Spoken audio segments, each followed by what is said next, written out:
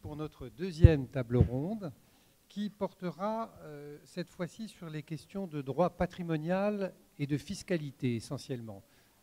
Nous aborderons successivement 3 thèmes: acheter et vendre un bien immobilier au Maroc et en France, dans un instant. Ensuite, la fiscalité des ventes, du droit de la famille, succession et donation.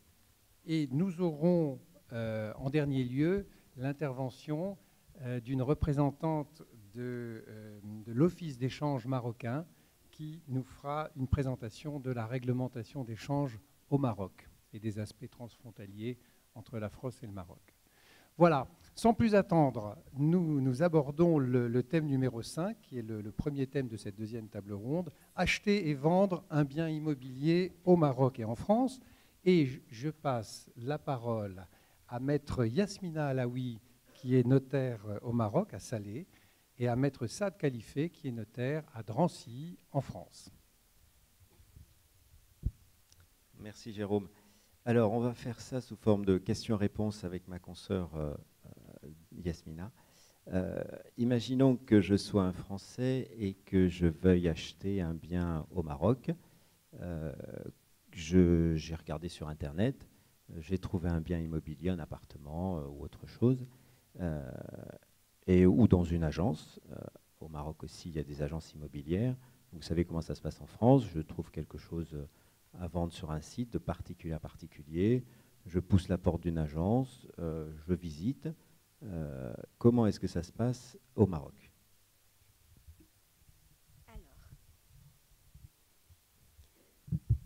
Alors c'est pratiquement la même chose. Je dirais qu'au Maroc, le client a le choix. Il peut passer soit par une agence immobilière, soit traiter directement avec le propriétaire du bien, ou encore par une personne mandatée par ce dernier lorsqu'elle dispose en fait lorsqu'elle est munie d'une procuration récente. C'est-à-dire, j'insiste sur le mot récente parce que les procurations qui sont, disons, anciennes nous posent problème, vu qu'on ne sait pas si le mandant est toujours en vie ou pas. Voilà. Oui, on a le même souci en France. Les procurations, il faut qu'elles soient la plus rapprochée de la date de signature. On ne peut pas utiliser une procuration signée 2 ou 3 ans avant ou 6 mois avant pour... Donc les procurations, on a le même principe, qu'elles soient spéciales, qui concernent bien l'opération et à des dates la plus rapprochée possible de l'achat. À qui maintenant je peux verser des avances, des arts, des dépôts de garantie? Est-ce qu'il y a des précautions à prendre? Est-ce qu'on peut faire des virements? Est-ce que, je ne sais pas, en France maintenant, tout est par virement obligatoire chez les notaires. Comment ça se passe au Maroc? Alors, au Maroc, nous avons la possibilité de payer de 2 façons différentes. Soit entre les mains du notaire, c'est-à-dire lorsqu'on veut faire des avances, on peut les verser entre les mains du notaire. Et là, l'argent est consigné dans ces caisses et il ne sera en fait payé au vendeur qu'après réalisation de la vente. À défaut, il y a aussi la possibilité de payer des avances entre les mains du propriétaire directement. Ceci étant donné, je dirais que bon, le mode le plus sécurisé, c'est le premier, bien entendu, parce que le fait de passer par devant notaire, on a l'assurance que l'argent va rester consigné et qu'il n'y aura pas de souci à ce niveau-là. À défaut, lorsque l'argent passe directement entre les mains du vendeur, il y a lieu de sécuriser en fait ce mode de paiement de 2 façons différentes. Soit l'acquéreur paye moyennant un chèque nominatif, donc qui est mis au nom, établi au nom du vendeur. À défaut, si c'est un paiement en espèces, donc il vaut mieux en fait prévoir un reçu légalisé pour pouvoir sécuriser ce versement. Ceci étant dit, c'est-à-dire qu'il est quand même déconseillé de verser l'argent entre les mains du vendeur sans qu'il y ait établissement d'un acte préliminaire. La moindre des choses, c'est qu'il y ait un compromis ou un acte préliminaire dans lequel le notaire va consigner en fait les fonds et va prévoir surtout l'issue de cette avance en cas de non-réalisation de la vente. Parce que ce qui pose problème aujourd'hui, ce n'est pas le fait de verser l'avance, c'est de pouvoir la récupérer en cas de non-réalisation. Effectivement, d'autant plus qu'il ne faut pas alourdir le vendeur par une avance qui est importante, parce qu'à ce niveau-là, il lui sera encore plus difficile en fait de restituer le montant s'il l'a utilisé par ailleurs ou s'il l'a exploité pour une autre acquisition. Voilà. Alors, vous savez aussi, donc maintenant pour le choix du notaire, en France, c'est libre. On choisit le notaire que l'on veut, où qu'il soit en France, et ce notaire a une compétence nationale. Comment fait-on au Maroc si on arrive de France et qu'on veut acheter? On ne connaît pas de notaire, on n'a pas d'amis sur place éventuellement qui en connaissent un. Comment en choisir un et être sûr de ne pas se tromper? Alors, le choix du notaire est également libre au Maroc. C'est-à-dire pour les Marocains résidant au Maroc, le problème ne se pose pas. Généralement, chaque client a son propre notaire. Mais pour les ressortissants français ou les Marocains résidant à l'étranger, bien entendu, ils ne sont pas censés avoir un notaire sur place. Alors, pour ces personnes-là, ce que je leur conseille, en fait, c'est de passer par le conseil régional. Étant donné qu'il y a une convention de jumelage entre Paris et Rabat, je leur conseille de passer par le conseil régional qui va en fait les conseiller dans ce sens, leur donner la liste des notaires de la région et leur permettre de faire leur choix en fonction en fait de la proximité peut-être ou pour d'autres raisons. C'est-à-dire que l'essentiel, c'est qu'on ne dirige pas au niveau du conseil, mais on donne la liste et on permet aux gens de faire leur choix personnel. Et est-ce que le notaire au Maroc parlera toujours français? Est-ce que le notaire au Maroc parlera français tout le temps? Est-ce que l'acte est rédigé en français? Alors, le notaire marocain parle effectivement en français, c'est-à-dire peut s'exprimer en français, peut expliquer en français. Il n'y a pas de souci à ce niveau-là. Pour ce qui est de la rédaction de l'acte, alors il y a l'obligation de rédiger l'acte en arabe. C'est une obligation légale. À défaut, il est frappé d'une nullité.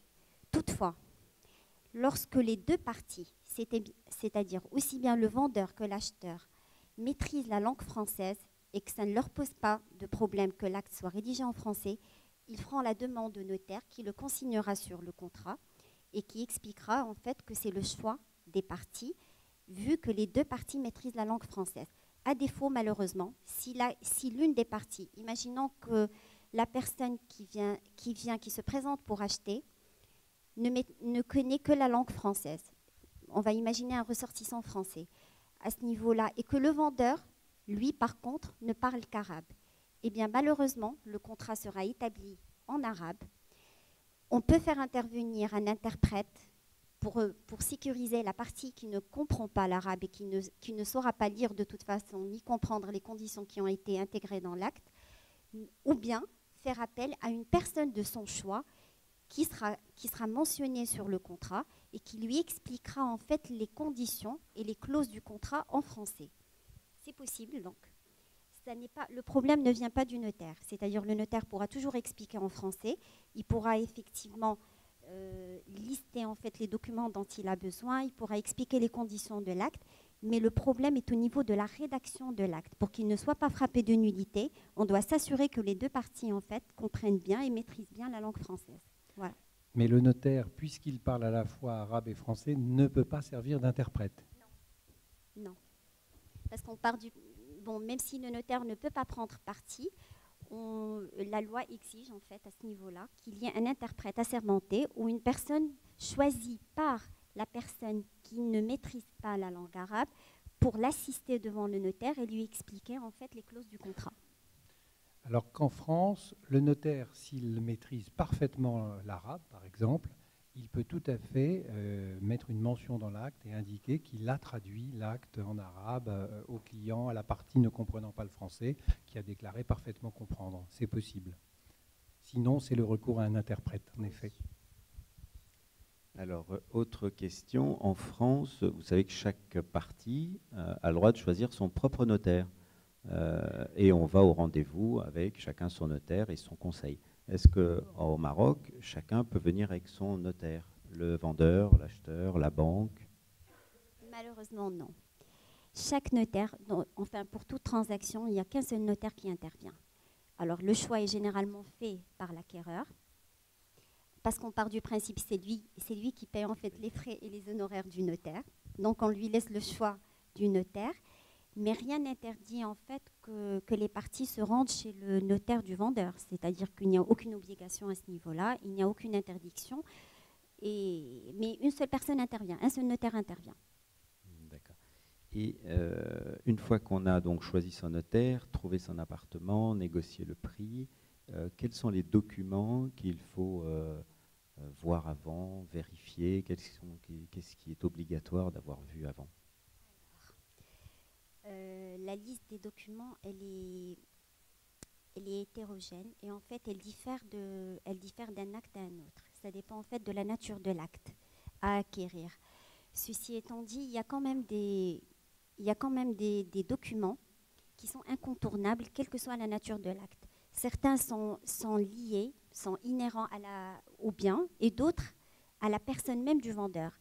C'est-à-dire, en fait, les documents qui sont inhérents à la personne, ce sont généralement les pièces d'identité se rapportant à la personne. On a la carte d'identité, le passeport pour les personnes étrangères. On a éventuellement, lorsque le vendeur est un mineur, on doit prouver en fait qu'il a un tuteur. C'est généralement le père ou un autre tuteur. Et on doit s'assurer du lien de filiation et de lien de parenté. C'est-à-dire on doit normalement présenter au notaire un extrait d'acte de naissance et le livret de famille qui prouve que c'est un mineur et qu'il est représenté par son père. Ce sont des documents en fait qui sont obligatoires, c'est-à-dire on ne peut pas se présenter chez un notaire sans présenter la carte d'identité, un contrat de mariage pour l'acte de mariage pour les musulmans, un contrat de mariage lorsque la personne qui se présente est de nationalité étrangère pour s'assurer en fait du régime matrimonial de la personne concernée. Pour ce qui est des actes qui sont inhérents au bien, cela dépend bien entendu de la nature du bien qui est à vendre ou à acquérir, mais il y a deux documents, deux pièces maîtresses en fait qui sont incontournables, qui sont en fait le certificat de propriété récent qui est produit en fait par la conservation foncière qui prouve que le vendeur est bien le propriétaire et l'acte d'acquisition pour s'assurer en fait de l'origine de propriété. Ce sont les pièces maîtresses auxquelles on ne peut pas déroger, quelle que soit en fait la nature de l'acte. Maintenant, ce qui suit, c'est-à-dire le reste, dépend bien entendu de la nature de l'acte à vendre, ce qui est logique. Voilà. D'accord. Donc, chez nous en France, avant de signer une promesse de vente, on a l'état civil à surveiller, les pièces d'identité. On a pour des appartements des assemblées générales, des règlements de copropriété modificatifs, le titre de propriété. Alors, ce n'est pas un certificat comme chez vous, peut-être en 2 pages, c'est l'acte en 100 pages. On a ensuite tous les diagnostics et un certain nombre d'autres pièces. Donc, c'est quand même plus simple au Maroc. Ensuite, comment peut-on éviter une remise en cause fiscale du prix qui est indiqué dans l'acte au Maroc? Sachant qu'en France, le notaire doit vérifier que le prix correspond quand même à la valeur vénale du bien. Hein, et l'État ne peut pas percevoir moins que la valeur vénale du bien. Et s'il y a un redressement, l'État donc peut demander la différence entre ce qui est indiqué en valeur dans le prix et la réalité de la valeur. Alors au Maroc, comment ça se passe? Alors, l'administration fiscale au Maroc a établi un référentiel des prix qui permet en fait, qui a 2 objectifs. Le premier, c'est de s'assurer, c'est-à-dire que le vendeur, avant de fixer son prix de vente, doit normalement vérifier si le prix qu'il va demander ou bien exiger de l'acquéreur correspond au référentiel du prix qui est en fait publié par l'administration fiscale. Et le deuxième objectif de ce référentiel, c'est qu'il permet en fait d'éviter au vendeur et à l'acquéreur par la même occasion, parce que lorsqu'il y a une vérification fiscale, elle touche les 2 parties. Elle touche le vendeur du côté de l'IR sur le profit immobilier et elle touche l'acquéreur parce qu'il subit en fait une révision du service de l'enregistrement, parce qu'il aura payé sa taxe d'enregistrement sur la base d'un prix qui a été déclaré au départ. Et donc, ça permet aux 2 parties d'éviter effectivement la révision fiscale. Ceci étant dit, le référentiel des prix n'est pas toujours conforme au prix du marché. C'est-à-dire que dans certaines zones, parce que c'est un référentiel qui est établi par ville et par zone. Mais cela dépend effectivement. Dans certaines zones, nous avons un référentiel des prix qui correspond à la réalité du marché. Et dans d'autres cas, disons que c'est un peu difficile à établir. Alors, Jérôme me fait rappeler qu'en France, tous les notaires doivent répertorier tous les prix et les biens vendus sur une base de données immobilière pour qu'on ait une visibilité du prix du marché sur tous les biens vendus. Et comme tous les biens vendus passent par les notaires, on a comme ça une vue complète des biens. Et en plus de cela, nous avons une base de l'État, des données de l'État qui sont mises à disposition. Le nom m'échappe, Pascal, le nom de cette base de données. Non, ça c'est la base des notaires, mais il y a une base de l'État qui est mise à disposition pour connaître les prix des mutations. Patrim, une base qui s'appelle Patrim et que les contribuables peuvent consulter, je crois, avec leur propre numéro fiscal. Et ça leur permet d'être sûrs de ne pas se tromper, aussi bien pour les ventes que pour les donations et successions. Très bien. Alors, en France, si vous êtes au Maroc, vous voulez acheter en France, vous pouvez très bien appeler le notaire français qu'il vous prépare une procuration que vous signez au Maroc, que vous irez faire certifier chez un notaire marocain au consulat de France pour que quelqu'un signe chez vous à votre place en France pour que vous puissiez acheter un bien immobilier. Vous n'avez pas besoin de vous déplacer. Au Maroc, est-ce que c'est faisable? Oui, la représentation ou le mandat est autorisé, bien entendu. La seule, c'est-à-dire je voudrais en fait apporter une petite précision concernant le mandat. Il y a deux sortes de mandats qui peuvent être faits. Le mandat, c'est-à-dire donné par acte authentique, c'est la procuration authentique, ou le mandat sous seing privé. Le mandat sous seing privé peut être légalisé, c'est-à-dire là je parle des personnes résidentes en France ou des personnes, c'est-à-dire qu'elles soient de nationalité française ou les ressortissants marocains qui résident au Maroc. En France, pardon.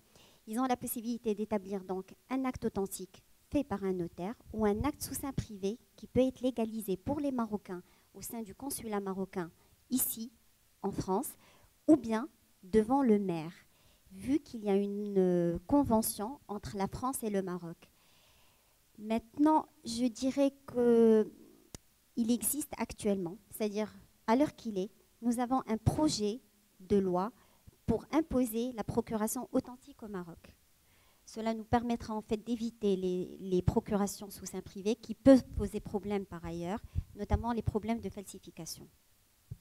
Alors en France, les procurations sous seing privé pour acheter un bien immobilier sont pour l'instant suffisantes. On certifie simplement la signature et il est mieux de le faire par le notaire français pour qu'on ait tout ce qu'il faut sur la procuration et qu'il n'y ait pas d'erreur. Mais c'est toujours des procurations spéciales, valables pour une seule opération. Alors, pardon, je voudrais apporter une petite précision. On a aussi la possibilité de limiter la procuration dans le temps et surtout de limiter l'objet pour lequel elle a été faite, effectivement. Donc on a également cette possibilité. Alors, si je vois un appartement qui n'est pas dans un immeuble qui n'est pas construit sur plan, en France, on appelle ça des ventes en état futur d'achèvement, une réglementation très lourde mais très sûre pour éviter les soucis avec des garanties importantes et nécessaires. Est-ce que je peux acheter au Maroc un appartement sur plan et avoir des garanties comme en France? Oui, bien évidemment. Ça s'appelle, en fait, c'est exactement la même chose qu'en France, c'est la vente en état futur d'achèvement. Elle est régie en fait par la loi numéro 44. Pardon, je suis désolée, j'ai du mal à... Voilà. Alors, et complétée par la loi 107/12. Alors, ce qu'il faudrait savoir, c'est que c'est une loi qui est... C'est-à-dire c'est une loi qui pose un tout petit peu, disons, des problèmes au Maroc. Mais les questions qu'on pourrait se poser à l'heure qu'il est, c'est à quel moment acheter et comment payer le prix lorsqu'on est dans le cadre de la vente en état futur d'achèvement. Alors, à quel moment acheter? C'est très simple. C'est-à-dire qu'il ne faut acheter, il ne faut établir un acte préliminaire ou un contrat de réservation qu'à partir du moment où on a l'assurance que le promoteur public ou privé dispose de l'autorisation de construire. Ça, c'est très important. C'est la pièce maîtresse qui va permettre en fait d'établir l'acte préliminaire ou le contrat de réservation. Pour ce qui est du paiement du prix, lorsqu'on est dans le cadre d'une vente en état futur d'achèvement, il faut savoir que le prix est payé sous forme d'avance. Et ces avances-là, en fait, sont soumises à un échéancier qui est dicté par l'avancement des travaux. Donc, le client qui veut acheter dans le cadre de la vente en état futur d'achèvement doit respecter effectivement le paiement des avances selon l'échéancier et selon l'avancement des travaux. Il est préférable, donc l'acte préliminaire est obligatoirement authentique, c'est-à-dire on ne peut le passer que devant notaire. Par contre, l'acte de réservation peut être fait sous forme sous seing privé. Mais généralement, on recommande aux clients de passer par devant notaire parce qu'ils veillent au respect des conditions qui sont imposées par la loi, qui sont des conditions assez particulières, parce qu'on n'est pas dans le cadre d'une vente normale, mais on est dans le cadre en fait d'un bien qui n'existe pas encore, qui est en cours de construction. Et donc, pour garantir la personne qui est en train d'acquérir, autant passer, c'est-à-dire que normalement, on les conseille pour passer par devant notaire, pour passer par un acte authentique. Voilà. Très bien. Est-ce que maintenant, je peux payer mes impôts dus au Maroc à partir de la France, sachant qu'en France, il suffit de contacter les impôts et on peut leur écrire par mail pour régler les impôts locaux qu'on doit en France pour un appartement acheté en France. On peut demander à profiter donc des mensualités, payer mensuellement ou payer à la date d'échéance d'un avis de taxe foncière. Est-ce qu'au Maroc, vu que je vis en France mais que j'ai acheté un appartement au Maroc, je peux payer d'ici mes impôts dus là-bas? Oui, tout à fait. Tout contribuable, qui soit à l'intérieur du Maroc ou à l'extérieur du Maroc, peut payer en fait ses impôts en ligne. C'est tout bête, mais c'est plus simple. Très bien. Alors ensuite, j'ai donc trouvé l'appartement, le notaire, j'ai signé. J'ai signé chez le notaire. Quelles sont les formalités nécessaires avant d'avoir mon titre de propriété? En France, on a un circuit, un process. Après la signature chez le notaire, l'acte fait un petit tour dans l'administration et il revient chez le notaire qui vérifie que tout est fait, tout est publié, qu'il n'y a pas de souci d'hypothèque intercalaire, qu'il n'y a pas eu de mauvaise surprise. L'impôt est bien payé, il est confirmé par l'État. Et ensuite, on a un titre qu'on envoie au client. Alors, certains notaires, maintenant en France, on voit le titre après signature de manière immatérielle. On envoie une copie dématérialisée. Comment se passent les formalités après signature au Maroc? Alors, nous avons deux sortes d'acquisitions. En fait, le client, l'acquéreur, peut acheter au comptant, c'est-à-dire qu'en fait, il paye directement le prix sans passer par un crédit bancaire. Dans ce cas, on peut passer directement par une vente définitive qui doit normalement être signée par devant notaire, enregistrée et inscrite à la conservation foncière. Cette inscription va donner lieu au transfert de propriété au nom de l'acquéreur, du nouvel acquéreur. On lui délivrera un certificat de propriété qui prouvera comme quoi l'inscription a bien été faite en son nom. Ça, c'est dans le cas en fait, de l'acquisition au comptant. Lorsque nous avons un cas où une personne acquiert moyennant un crédit bancaire qui a été octroyé au Maroc, nous avons l'obligation donc de passer par un compromis qui est déposé auprès de la banque.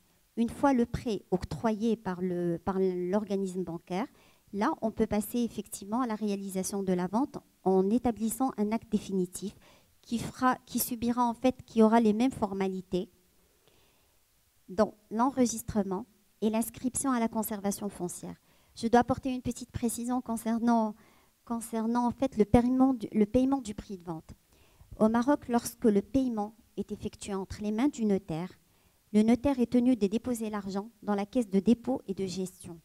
C'est une caisse, en fait, c'est une obligation légale qui a été imposée par la nouvelle loi qui régit les notaires et qui donne en fait aux notaires la possibilité, qui oblige les notaires en fait à déposer les fonds dans un compte ouvert en leur nom au sein même de la CDG.